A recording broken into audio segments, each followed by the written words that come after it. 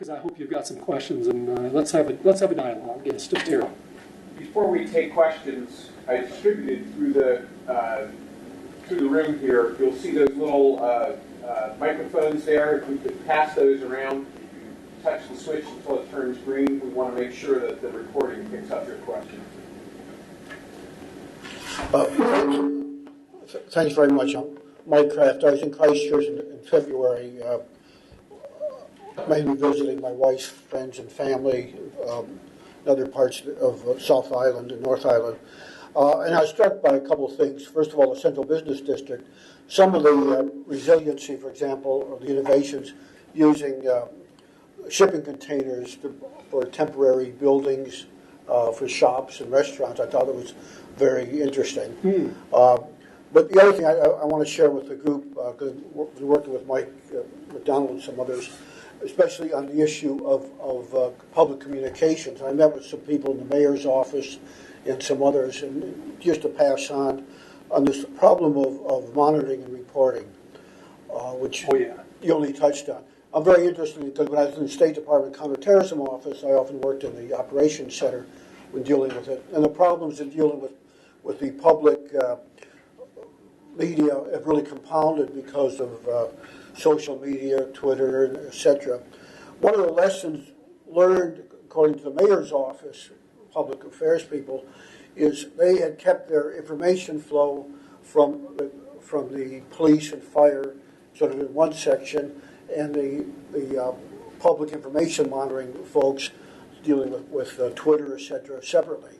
And one of their lessons learned, I'm passing on more for use for people, DHS and others, is they should be integrated so they have a better overall picture altogether.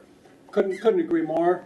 You saw those 13 indicators. One of them is breaking silos. Right. If those silos had been more porous or non-existent at all, depends on the circumstance, they would have had much better communication. And the mayor's office is not doing that well in Christchurch. In fact, he just said he's not going to rerun. Yeah. And democracy, local democracy in Christchurch has been, I don't want to say undermined. I think it's probably mostly been necessary because of the circumstances.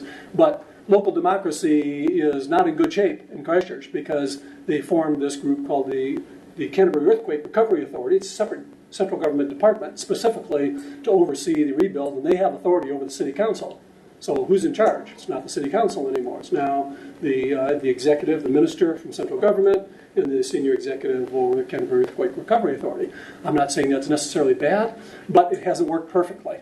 And some of that comes down to relationships beforehand.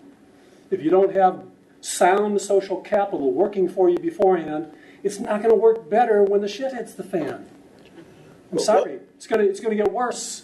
It's going to get worse, and that's exactly what we've seen happen in Christchurch.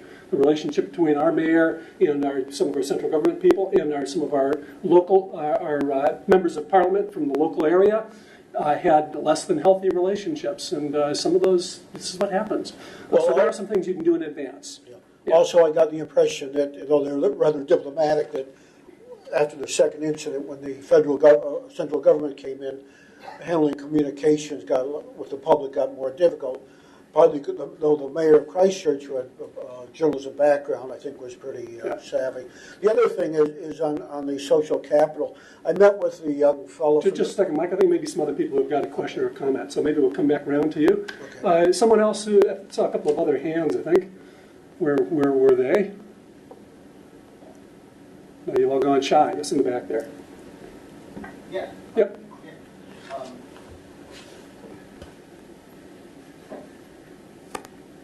Do you measure risk?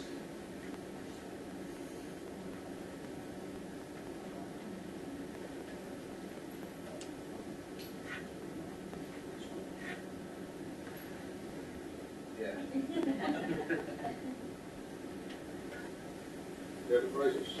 Say that. What's the trick? Yeah, use that one there. It's got the green light on already. Yeah. Do you measure risk or use the same risk methodology that DHS does? Risk formula? You mean in our instrument? Yeah. No, we don't measure risk because that's not our objective. Our objective is to measure resilience. However, having said that, we do have a couple of questions in there. Do you have a risk or business continuity plan? In other words, are they paying some attention to the space, to that area of emergency management, risk management, and so forth? We're looking at adding modules to our core Because some industries, if you don't have a good set of risk processes in place, they're going to be much more troubled by that than other industries will. So we're looking at building some, and so we may well use similar methodology to DHS or some others, because there are a number international, obviously some international standards. So, but that hasn't been our specific focus. Yeah.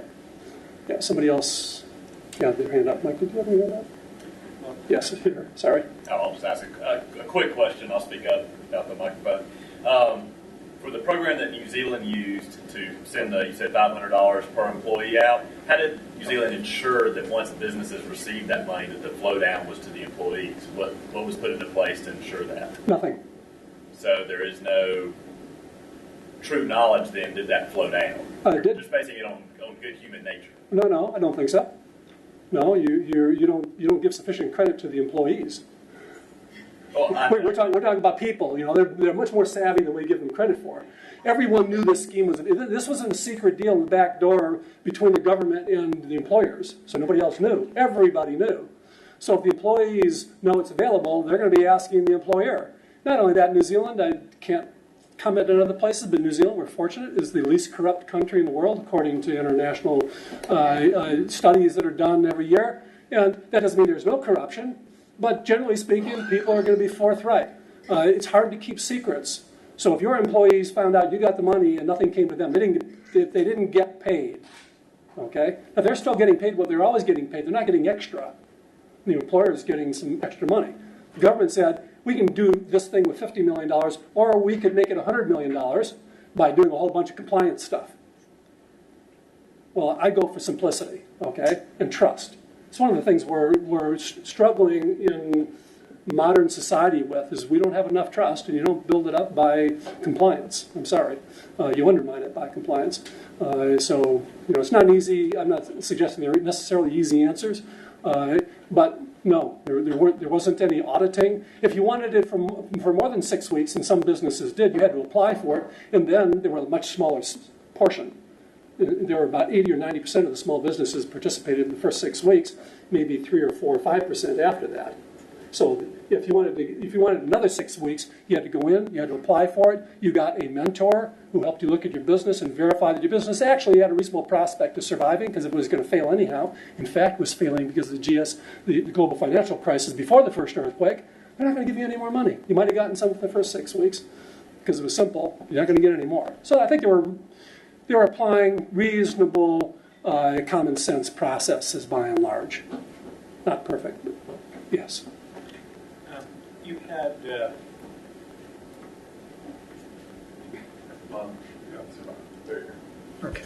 you had a graphic that showed the 4 earthquakes, and one looked a lot worse than the others in terms of I don't know what your parameters were, but let's just say it was resilience.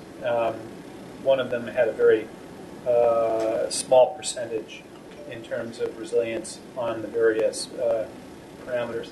And I'm wondering if there was a compounding impact between the earthquakes, or were you seeing it as 4 separate events that did not have synergistic effects? No, they definitely have synergistic effects. You can use as a surrogate the damage to some of the buildings. So a building gets this sort of shaking, you check it, looks fine. If you give it the same amount of shaking, again, 6 months later, the whole thing might collapse. Why? Because there was some invisible damage. Same thing is true with the people. So Christchurch, after 3 years of this stuff, have a lot of very exhausted people, very stressed out people, some more than others. Because for some, their house is ruined, they did lose their job, and they're feeling very stressed, not sleeping well, because every time there's even a small shake, the whole house rattles. And they're just feeling exhausted, so they're not getting along that well with their family. And so yes, these things do have compounding effect if you don't have time to recover, do the repair and maintenance, regardless of whether it's the building, the infrastructure, or the people. But that's a reason for building resilience in the people also. We don't do research specifically on the people, but we've started looking at the boundary. If you've got resilient employees, what are the implications of that for the resilience of your organization? So there were a couple of other things that you mentioned, and then the real question. The one was you're saying that because of the government policies in which you had money flow and insurance coming back into the environment actually built business. It actually encouraged economic activity in the area, but that after, I believe you said 14 years, you see a drop-off in the economy. I think that's what you No, I was giving you a what if based on that possible economic model that we're working on. So that was all hypothetical. Okay, but what we do see, in fact, is you get an influx of money during the response phase, the relief phase, and then you have a drop-off. No question. Yep, that's what we're expecting. I think that is true. So what I'm wondering is, in New Zealand, we're seeing this in other places. What degree of social innovation do you see as it drops off and there's actual holes in the value chain, and now you're building new value chain, potentially with a different political economy than existed before, at least changes in value chain? Sure. I think the simple answer is no one's looking at it closely. So I think there's a hole there in what we're doing in New Zealand. You know, what will happen 5 or 10 years out when the big bubble of expenditure, this extra $30 or $40 billion into our local economy, starts to wane away.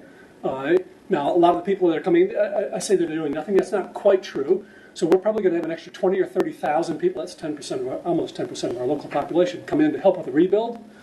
Those people are coming in largely under short-term work visas, so 2, 3, 5-year work visas. So when the work is done, they're going to have to leave. Now, of course, if they can find permanent work, so if there have been innovations in the economy and there's jobs there for them, they can apply and then they can stay. But by that process of giving them temporary work visas, it means you're not going to be left with 10, 20, 30,000 people going straight into the dole when the economy's when this bubble has washed through. Now, that doesn't deal to a whole bunch of other issues. So, I mean, there's a lot of things I didn't talk about because you didn't give me 24 hours.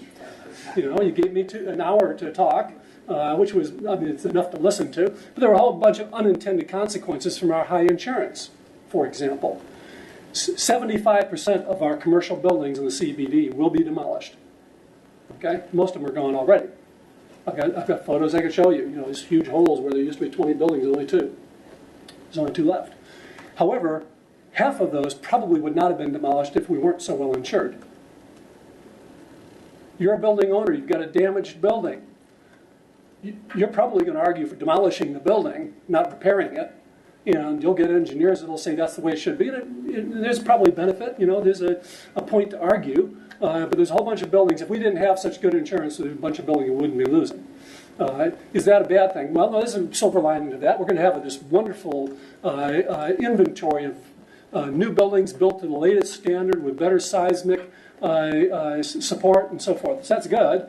But will our CBD come back into a healthy state? It's not going to bounce back. Okay, we're hoping it's going to bounce forward because they're not going to permit high-rise buildings. 8 stories is the highest. We had quite a few buildings in the sort of 15 to 25 story range, nothing above that. All but 2 of those either are gone or will be gone. So only 8-story buildings. A lot of things are going to change about the way what was the central business district will look. And if you've already built a new building out near the airport and moved into it, are you going to vacate that and move into the center city? Maybe not. Fortunately, the central government, which has 3,000 to 5,000 employees working in Christchurch, have already committed to moving 3,000 employees into the central city. So that's a good thing for it. But we're talking about a complex environment. You can't plan your way through all of it. Some of it you just need to be adaptive. You need to try and think through. So there is a plan for rebuilding the center city. It's a beautiful plan. If I can, I'd love to move into the center city after it's rebuilt. I don't want to live in that construction zone. So yeah, it's not simple. It's not straightforward. It is complex. Planning is useful, but we need to be careful about not expecting too much of the planning. We need to be adaptable in the process. Yeah, in the back. The focus of leadership aspects were very strongly to me. So yeah. I really want to know what's being done to help leaders develop to be able to, put this stuff in place, and also particularly in relation to innovation. We talked about the innovative and creative thinking and the leadership. So I can describe some positives and some negatives. So one of the positive things is the city facilitated after the second earthquake, maybe a couple of months after the second earthquake. They ran a create an idea forum at our biggest remaining large building. You could get about 15,000 people in it, and there were thousands of people went there, sitting around round tables, brainstorming ideas on what the city should be like and what should be in there, things like making it more cycle-friendly. Because it's easy to drive around the periphery, because it's not the central business district isn't humongous. It's easy to drive around the outside. Instead of having cars zipping through at 50 or 60 kilometers an hour, they're going to probably reduce the speed to 30 if you go through certain lanes and make it more bicycle-friendly, so it's easy to get around. Good idea. Or at least I think it's a good idea because I'm a cyclist. I think it's a good idea, whether you do or not.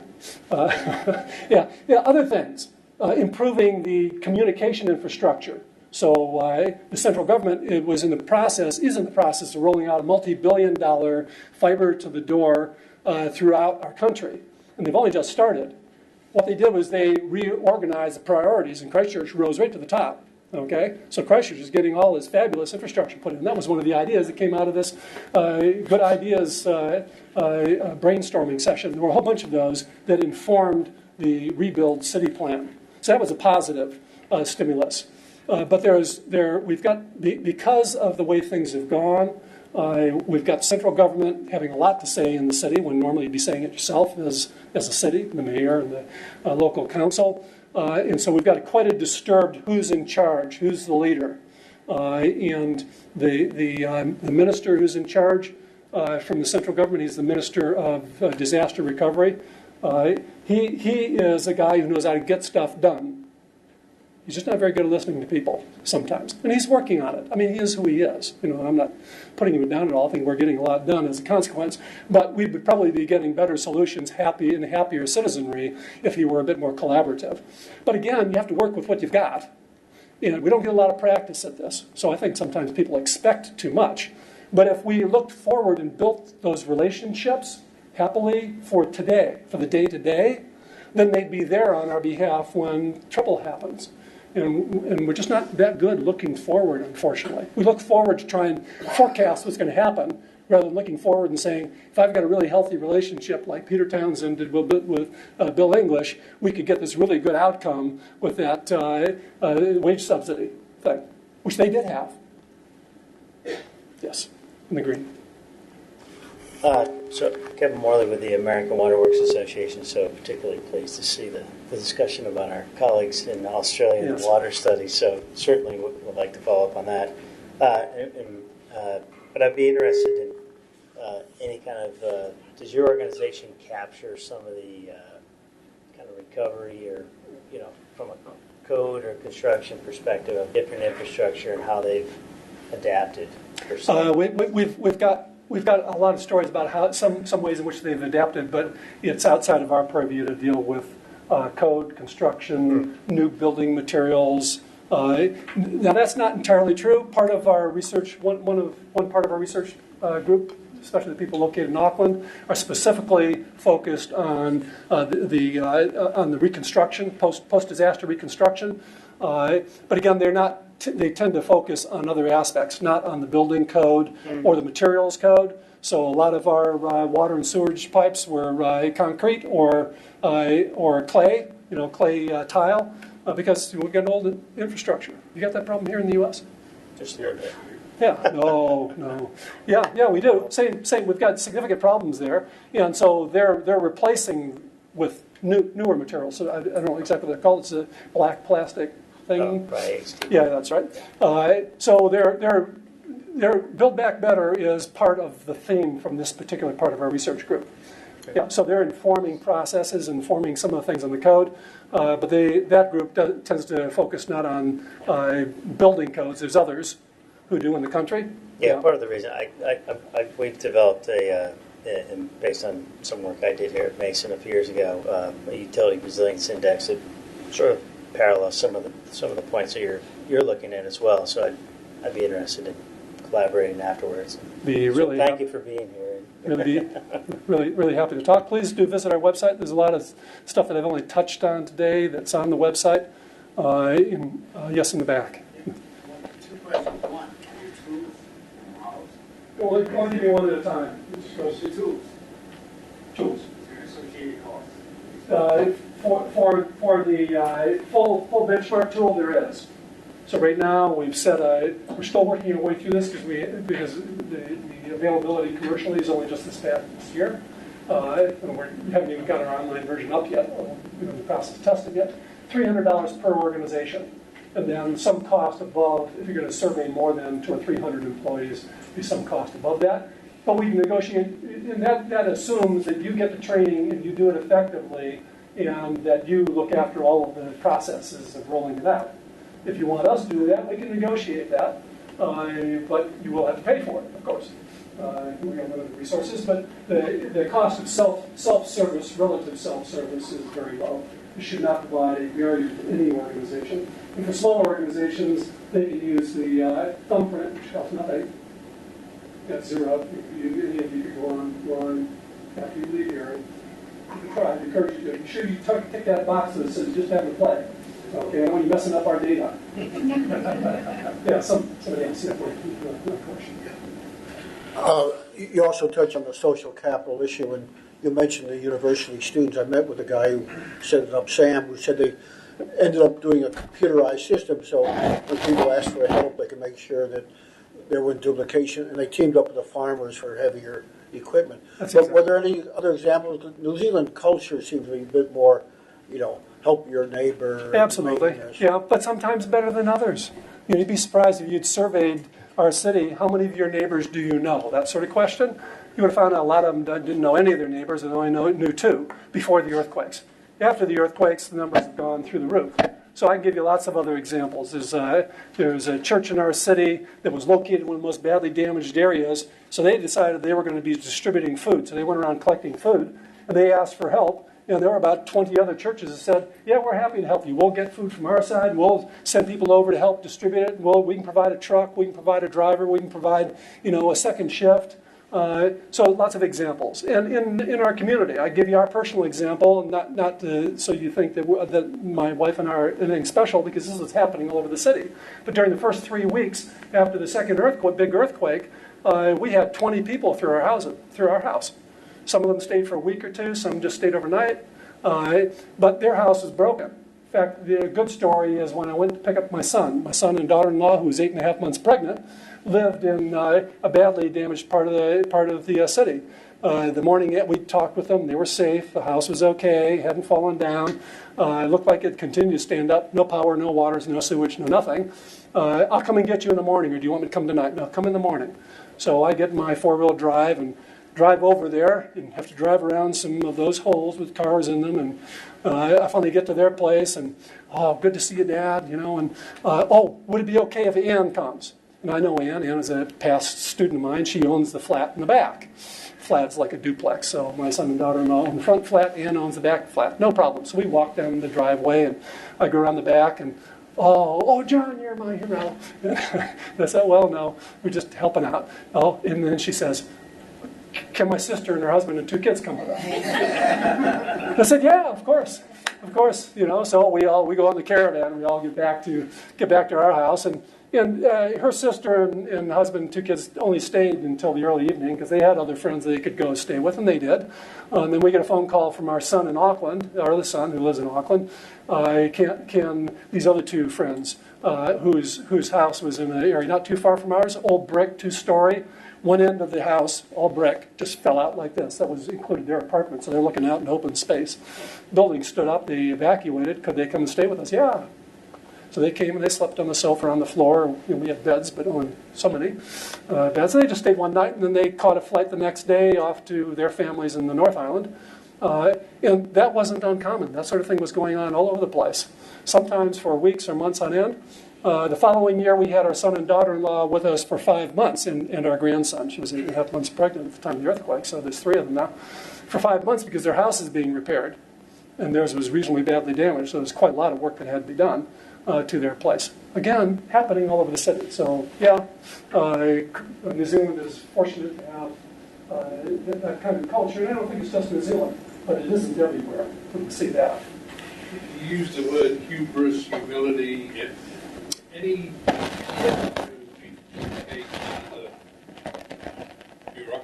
whatever, the small businesses, some sort of empathy or this human capital? Yeah. Well, we're doing our part.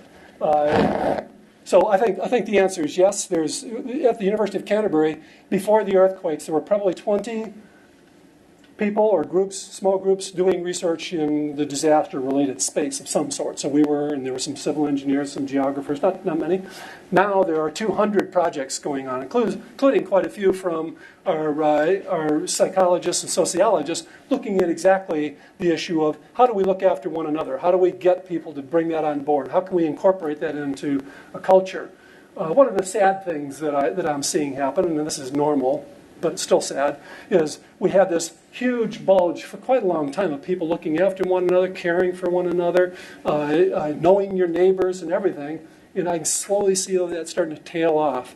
And if we could come up with some way, even if it doesn't positively affect Christchurch, so we could pass on to other communities on how to retain that and incorporate it into your culture so that going forward, you're far better than you were before, that would be a fabulous outcome. So that's one that's on our radar, but how we're going to get from point A to point B, we're not 100% certain. Yeah. If anybody's got bright ideas, you know somebody who's working in that space, would love to make a connection. Well, one thing I used to tell you, we're talking, and that's the start. Yeah. Yeah, that is a start. Because when you mention culture, I'm used to working in UAE and Kuwait, North Africa, and culture is a very important part of how they get contact with nature. Some people, in terms of planning for resilience, look at it's an act of God that protects. But in an emergency manner, I have to look at it differently. But I have to come to their culture. You're the expert in New Zealand. I'm an expert in DC. Born and raised. Yeah. And I'm going to New Orleans next week. They're the experts. That's right. And in Haiti, community is an expert in Haiti. We have to build what we're doing into their culture. Couldn't agree more. Yeah, it's not a cookie cutter. I'm not saying you should take everything we've done and say, oh, you can transfer it immediately to, every situation, because I don't believe that's true. But what I do believe is just what you're saying. We need to go in and talk to the people who could be facing it, and not just think, okay, how can we prevent this disaster in the future? Because to be honest with you, we see it happening in Christchurch already. After the first earthquake, by the time of the second earthquake, everyone had at least 3 or 4 days of food. They had water stored, and they had an extra gas bottle so they could use their barbecue to cook off of, and everyone was really well prepared for the second earthquake. So that was a positive thing, definitely. But I can already see it tailing off. 5 years from now, all of that will have evaporated. We need to find things that make a difference today. I'll give you a specific example. I don't know anyone who's tried actioning this, so it's only an idea. But this issue of people not having enough food in their households is a worldwide problem.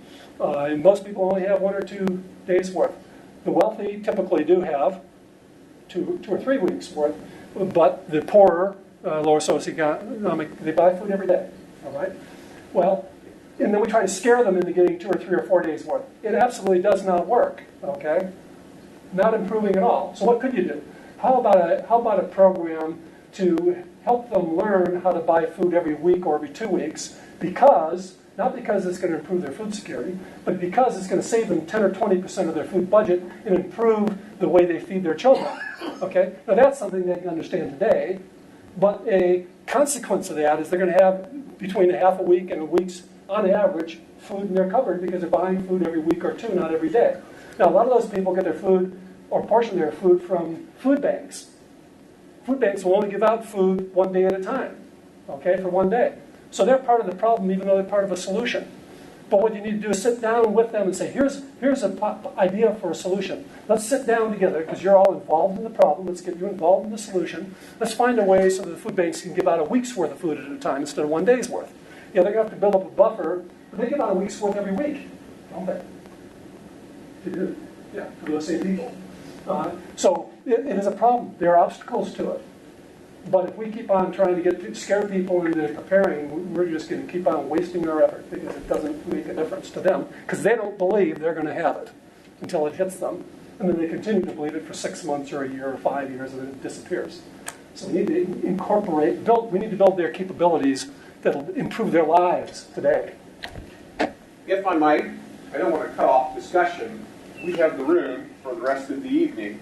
And John, if you're willing to stay. I can stay for a while longer, but I can't stay the rest of the evening. Okay, all right. Nor do I desire to. But we'll keep the discussion going as long as people desire. I did want to acknowledge it is 5 o'clock, so if people have other engagements, thanks, Mark. Please do.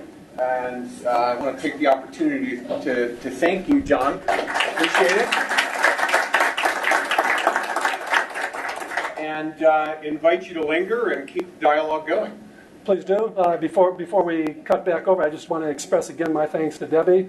They're doing fabulous work with their group, and I'd certainly we're looking forward to possibly working with both groups over the time to create a better today and a safer tomorrow for our communities and our country. Yes.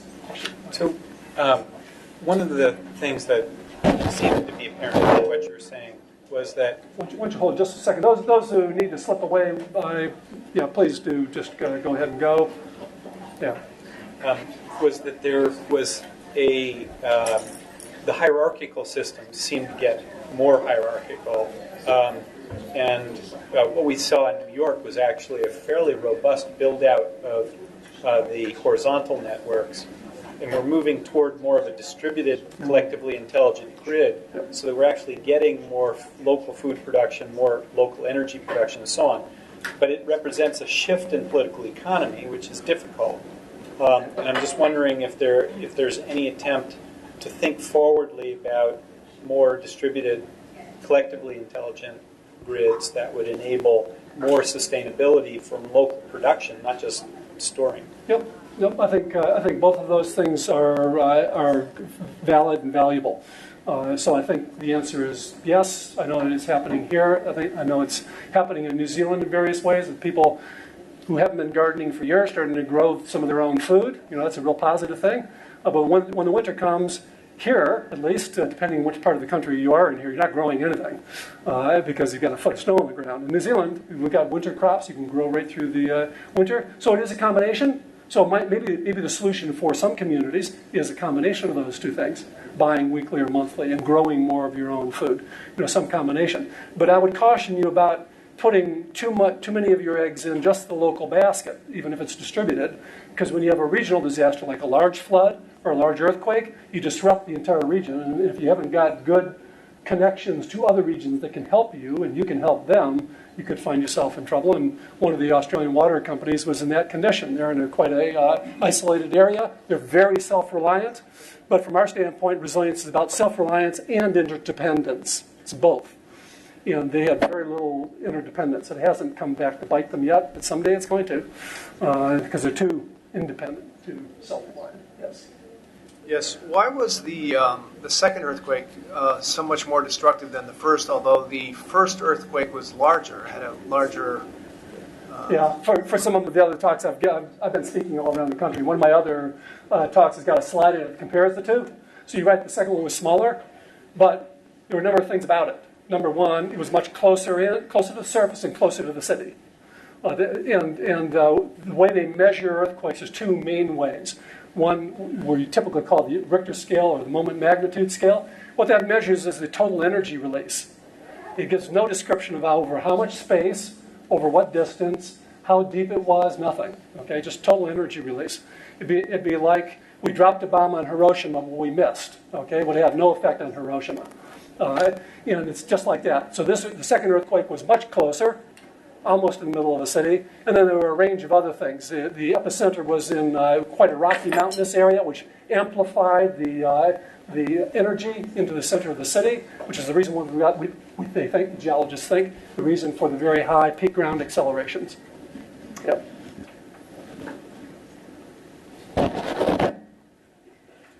Are we good? Yes, please. What role is wood going to play in rebuilding Christchurch? That's a good question. What part is wood going to play? Within our civil engineering department, we've got people who are right into steel reinforced concrete buildings, and we've got another group that's into wood buildings. And so wood is will play a part greater than we might have thought previously in commercial buildings. But We won't know until, because every building is built, one building at a time to a particular design. And so what its penetration will be, we'll only know by time. But I know one building that's next to my favorite cafe. The cafe survived, the building next door didn't. And they've got a new building that's almost finished now.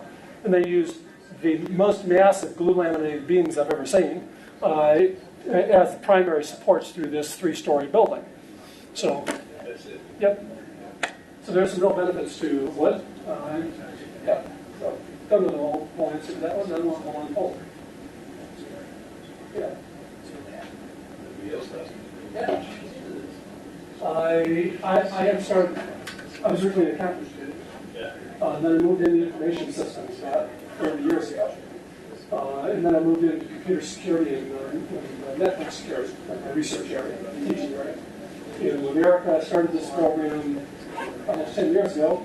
She had her first PhD student. She's looking for a social scientist to help her supervise a student who had an interest in risk or something. She couldn't find it, but she stumbled across me and solved it. So do you think this preview? Oh, I hate to make any claims. I don't know the answer to that, but we're doing our part. Seems like. Yeah, it does seem like that. On this issue you raised of trying to get people cooperating, what's affected here, and I can't recall the neighborhood listservs, people it's a really effective way. Oh, there are lots of good ideas. I don't think we do it. We do implementations. Yeah, unfortunately, I'm not going to call you right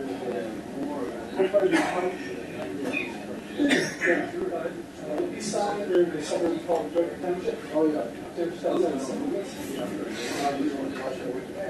Oh, yeah. We see some green shoots. Well, literally, the turn so much fun. Yeah. The reason I do the coaching, I fish just like 6 and 7. I watch the going. People get together, yeah.